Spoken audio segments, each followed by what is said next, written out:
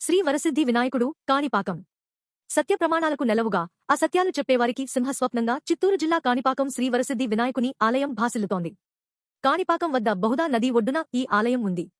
సర్వమత ఆరాధ్యుడుగా కాణిపాకం వరసిద్ధి వినాయకుడు పూజలందుకుంటున్నారు. ఈ స్వామికి హిందువులే కాదు, ఇతర మతస్థులు మొక్కులు తీర్చుకుంటారు. దేవుడు ఒక్కడే అన్న నిదర్శనం ఇక్కడ కనిపిస్తుంది. స్వామివారి బ్రహ్మోత్సవాల్లో సైతం ఇతర మతస్థులు పాల్గొంటారు. క్షేత్రచరిత్ర స్థల పురాణం సుమారు 1000 ఏళ్ల క్రితం ఈ ఆలయ నిర్మాణం జరిగినట్టు చారిత్రక ఆధారాలున్నాయి. పూర్వం విహారపురి అనే గ్రామంలో ధర్మాచరణ పరాయణులైన ముగ్గురు గుడ్డి, మూగ, చెవిటి వాళ్లుగా జన్మించారు.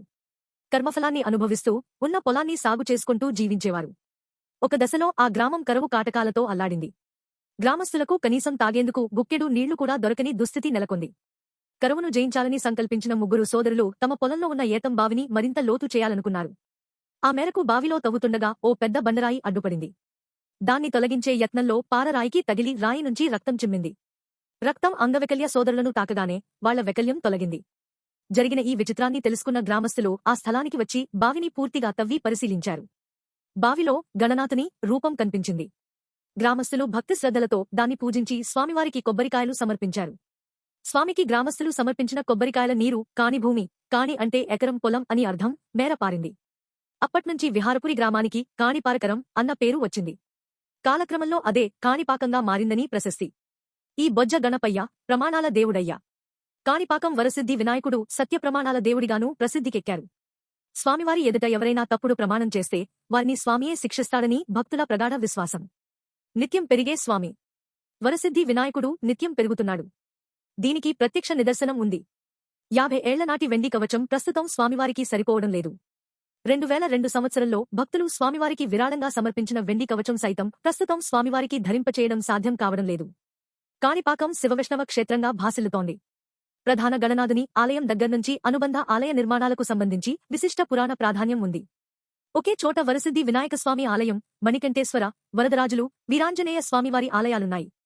బ్రహ్మహత్యా పాతక నివారణార్థం స్వయంభూ వరసిద్ధి వినాయకస్వామి గుడికి వాయువ్య దిశగా ఉన్న మణికంఠేశ్వర స్వామి ఆలయం ప్రధాన ఆలయానికి అనుబంధ నిలయం. దీన్ని 11వ శతాబ్దంలో చోళరాజు కులొత్తుంగ మహారాజు నిర్మించినట్టు చారిత్రక ఆధారాలున్నాయి.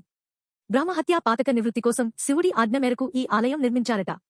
అద్భుత శిల్పకళ ఈ ఆలయం సొంతం. ఇక్కడ మహాగణపతి, దక్షిణామూర్తి, సూర్యుడు, షణ్ముఖుడు, దుర్గాదేవి విగ్రహాలు ప్రతిష్ఠించారు. ఆలయ గాలి గోపురం, ప్రాకార మండపాల్లో శిల్పకళ ఉట్టిపడే దేవతామూర్తుల ప్రతిమలు భక్తులను విశేషంగా ఆకట్టుకుంటాయి. లోపల మరగదాంబిక అమ్మవారి గుడి ఉంది. ఇక్కడ సర్పదోష నివారణ పూజలు చేస్తారు. ఏటా అమ్మవారి ఆలయంలో విజయదశమి వేడుకలు ఘనంగా నిర్వహిస్తారు. దక్షిణామూర్తికి ప్రత్యేక పూజలు.